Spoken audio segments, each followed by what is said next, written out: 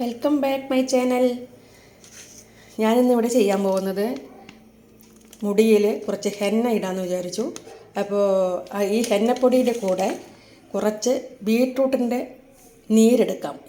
ഇതിൽ ഗ്രേറ്റ് ചെയ്തിട്ട് പിഴിഞ്ഞെടുക്കും വെള്ളം ചേർക്കാതെ. എന്നിട്ട് ഈ ഇരുമ്പ് ചീനച്ചട്ടി ഇത് ഞാൻ ഇതിനായിട്ട് ഉപയോഗിക്കുന്നതാണ്.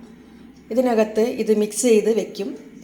ഇന്ന് വെച്ചാൽ നാളെ ഇതേ സമയത്താണ് ഞാനിത് തലയിൽ തേക്കുന്നത്.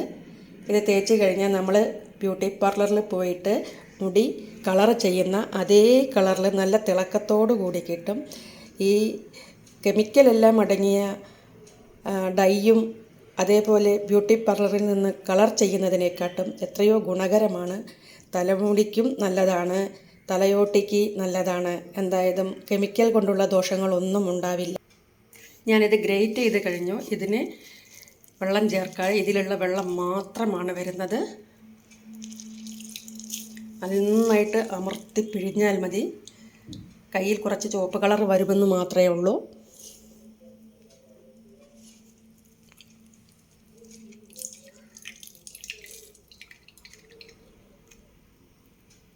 ഇതിലേക്ക് ഈ ഹെന്നപ്പൊടി കൂടെ ചേർത്ത് മിക്സ് ചെയ്ത് വെക്കാം.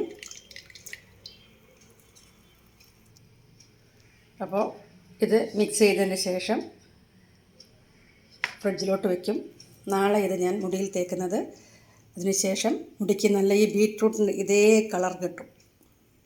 കുറച്ച് മങ്ങല കാണും, ഇത്രയും ഇല്ലെങ്കിലും കുറച്ച് കൂടെ കളർ കിട്ടും.